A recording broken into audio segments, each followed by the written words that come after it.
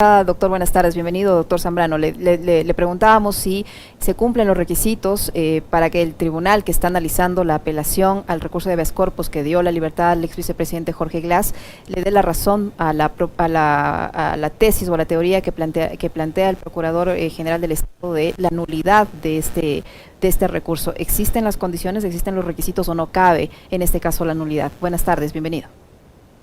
Mire, gracias por la invitación. No, es una equivocación. He escuchado hace un momento la intervención incluso del señor procurador, que plantea dos cosas. Uno, la nulidad, porque dice que no lo han citado, y dos, pretende que se acepte un recurso de apelación.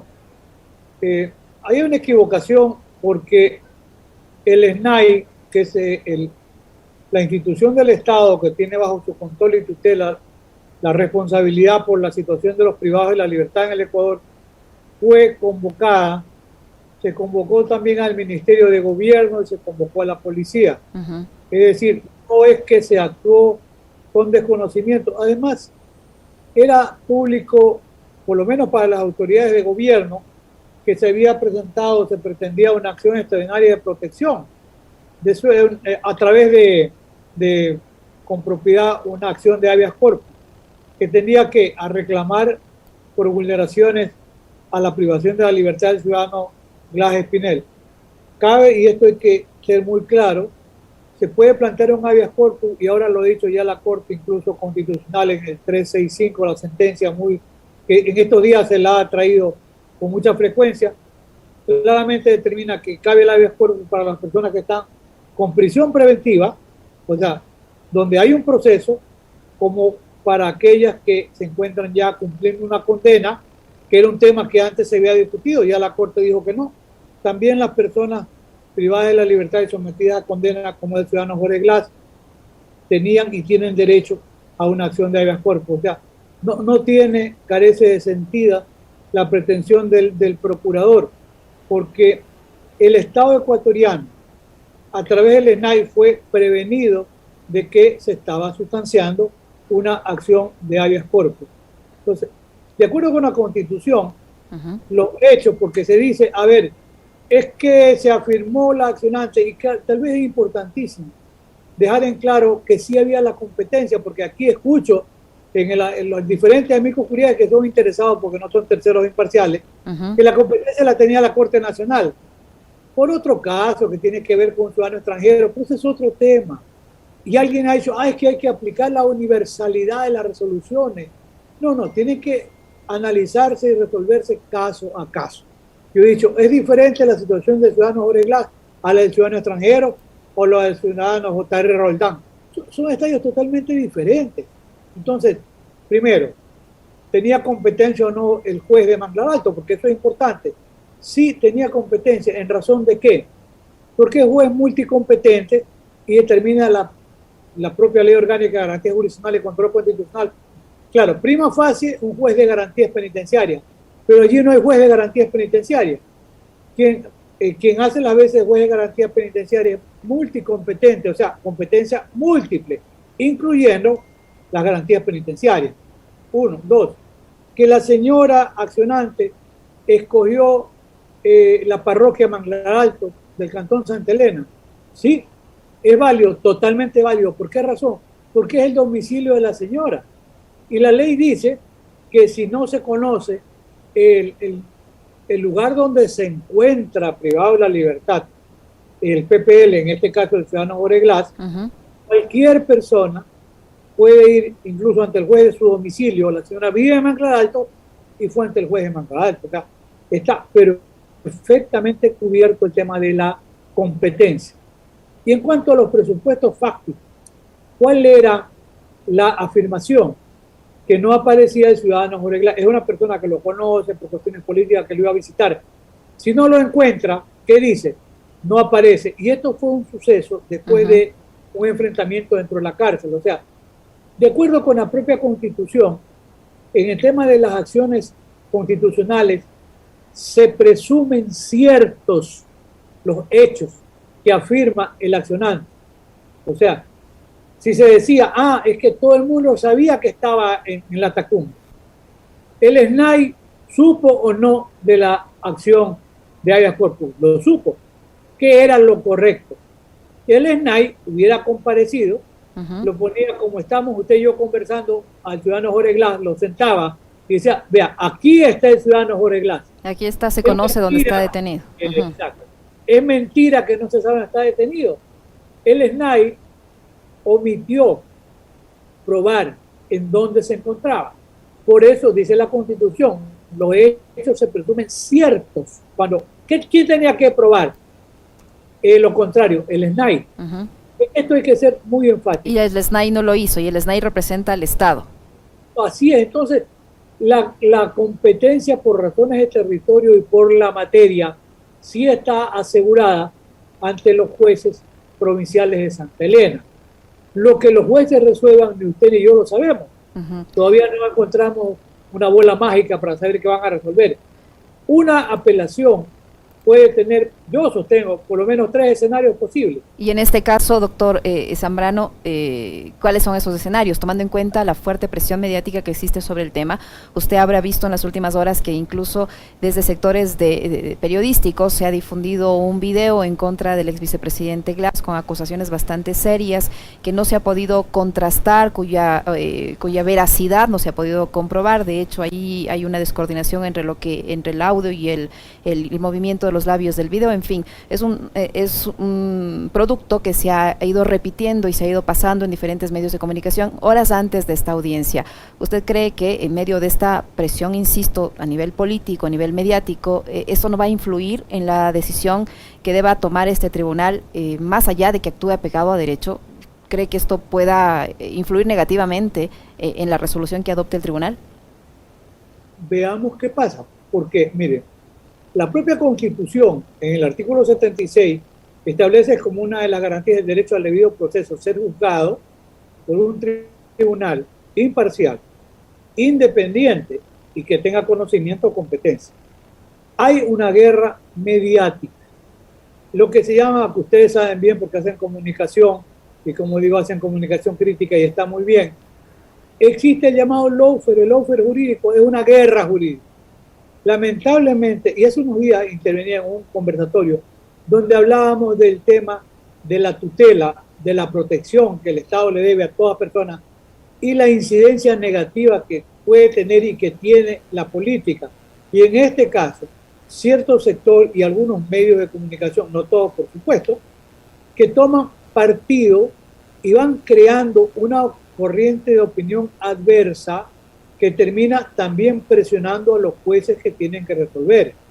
Eso es negativo, eso tiene que ser denunciado, como algunas personas que no tenemos ningún interés en el proceso, lo hemos hecho, porque eso no es actuar con independencia, no es actuar con honestidad política. Miren, la Constitución dice claramente en el artículo 426, ¿qué es lo que ha hecho el juez? La obligación de cualquier autoridad de aplicar la Constitución, de hacer efectivas las garantías constitucionales de manera inmediata, de manera directa, sin estar esperanzado a nada. El Ecuador se consagra en el artículo 1, Estado constitucional de Derecho y de Justicia, pero como dice un notable jurista Ferrayoli, el padre del garantismo penal, a veces grandes constituciones como la de Ecuador se convierten en garantías de papel, porque allí está la Constitución. El 82 dice, el derecho a la seguridad jurídica, ¿en dónde está? En respetar la Constitución. Y le digo una suerte de tip, porque se ha dicho, no caben sustitutivos a la condena. Ojo, los sustitutivos a la prisión preventiva no hay discusión. Pero la Constitución, ya la del año 98 y la del 2008, se refieren a los sustitutivos a la privación de la libertad, que significa sustitutivo a la prisión preventiva y también al cumplimiento de la condena. Claro, hay que examinar caso a caso. Alguien me preguntaba, seguramente en desafecto con la posición del ex vicepresidente Glass. Pero usted sabe lo que pasó con J.R. Roldán, la conmoción, pero le digo, ese es un tema. Yo no voy a discutir que haya conmoción si al jefe de una organización criminal lo ponen libre, porque claro, es poner en riesgo a su familia en el triunfo, que ya han revocado y está bien. pero ojalá que no haya la presión mediática y el interés político para caso, que desnaturalice, mire, el recurso, porque la Constitución en el artículo 77, cuando se refiere al tema de la privación de libertad, no dice prisión preventiva, se observarán siguientes reglas básicas, dice. ¿Y qué le dice? Para los que no quieren entender, lean la Constitución. El numeral 11 dice: la jueza o juez aplicará las medidas cautelares alternativas ¿a qué? A la privación de libertad contemplada en la ley. Las sanciones alternativas se aplicarán de acuerdo con los casos, plazos, condiciones y requisitos establecidos en la ley. El juez ha aplicado una medida alternativa que está en la Constitución, en el artículo 77, que también se refiere el habeas corpus en el artículo 89 de la posibilidad de dictar medidas alternativas, y que el 426 de la Constitución le dice a los jueces: oiga, si hay afectación de derechos y de garantía, usted no espere nada, aplique directamente la garantía. Es lo que ha hecho el juez, ha actuado apegado a la Constitución y tiene que ser examinado y resuelto caso a caso. Por eso digo, hay que ser un rasero para todos los casos. No, doctor Zambrano, ¿qué pasaría en el escenario de que ese tribunal les conceda la apelación? El ex vicepresidente Jorge Glass, ¿en qué estatus queda? ¿Se deberá retornar a la cárcel o qué pasa allí? Bueno, mire, yo le voy a repetir lo que he escuchado decirle a él. Yo no tengo ningún interés en el proceso, no soy abogado de él, nunca lo he sido, pero él ha dicho, si justamente revocara esta sentencia que a mí me favoreció con toda razón y con todo derecho, porque hay que tener presente algo: a él no es que le revocaron la condena, no es que lo han declarado libre de los dos casos, que a veces se echa la confusión en el lawfare, ya lo declarado inocente. No es verdad, él está cumpliendo la pena, porque ya cumplió 4 años. Él tenía derecho a la libertad controlada desde diciembre del año 2020. Le han negado siempre las garantías penitenciarias otros jueces. Ahí se aplaudía a los jueces. ¿Por qué? Porque actuaban en contra del derecho del ciudadano Glass. El derecho lo tiene desde diciembre del año 2020 a la prelibertad. Pero él ha dicho que si le revocaran injustamente, él va a mantenerse en la línea de regresar a la cárcel. Por lo menos yo lo escuché a él, no me han contado la historia. Ya es decisión muy personal. La cárcel es una maquinaria de demolición de la personalidad. No hay cárcel de oro. La cárcel destruye física, emocionalmente, psicológicamente. Nadie que esté preso puede estar en buenas condiciones. Usted mencionaba hace unos instantes, doctor Zambrano, usted mencionaba hace unos instantes 3 escenarios posibles en este caso. ¿Cuáles son esos 3 escenarios? El uno, que la Corte de Santa Elena, del análisis que hemos hecho, y apreciando porque no hay nuevas pruebas, a ver, el juez actuó bien, el SNAI tenía como obligado que era aprobar que lo que se decía, pues la accionante no era cierto, el SNAI no lo hizo. Ay, yo no soy médico, yo no tengo nada que objetar. Entonces, si los jueces van en esa línea que tendrían que hacer, ratificar y decir: nosotros resolvemos a base de lo que está actuando. No hemos hecho nuevas pruebas, consecuentemente para nosotros el juez ha respetado las garantías constitucionales y de acuerdo con la Constitución concedió los sustitutivos al cumplimiento de la pena. No lo ha dejado libre, son sustitutivos. Él sigue privado de la libertad en su domicilio, tiene que presentarse, etcétera, no puede salir del país. Es un escenario. El otro escenario podría ser totalmente contrario. Yo digo de la A a la B, que diga: a ver, no, para nosotros, ojalá que haya fundamentación y argumentación persuasiva suficiente para ver cómo podrían sostener algo como para decir: para nosotros se violó la Constitución. Vamos a ver por qué. Por esto, por esta y por estas razones. Consecuentemente, nosotros los jueces vamos a revocar la sentencia porque es lesiva a los intereses del Estado, etcétera, etcétera, etcétera. Consecuentemente, se declara sin lugar, se revoca la sentencia que lo benefició, este es el ordenado, lo cual significaría que él tendría que regresar al sitio donde estaba detenido. Y un tercer escenario, porque un habeas corpus es es correctivo, tiende a corregir. Podría ser, me he puesto a pensar en un escenario posible que diga: a ver, si está enfermo, ha probado que está enfermo, El propio Ministerio de Salud hoy día dice que son 60 o 70 ocasiones que lo ven. Entonces no es una persona que esté pues, gozando de plena salud si tiene tantas visitas por el Ministerio de Salud.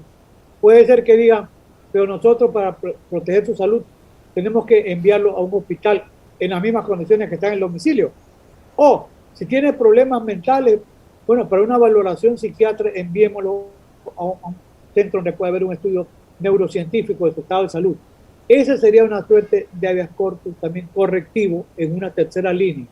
Esos serían los posibles escenarios. Para finalizar, doctor Zambrano, rápidamente coménteme en qué medida aportan tanto para la posición del Estado a través de la Fiscal y la Procuraduría, como para la posición de la defensa del ex vicepresidente Glass, estos amicus curiae que se han inscrito para participar en esta audiencia.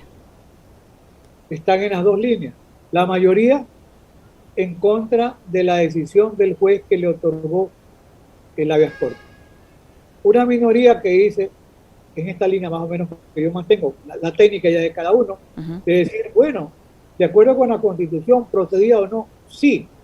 Y lo ha dicho incluso un notable jurista ecuatoriano, como es el doctor Jorge Zavala Egas, en su generación, el más importante penalista que tiene el Ecuador. Digo en su generación, pues ya Jorge Zavala es contemporáneo conmigo, estamos hablando de 70 años.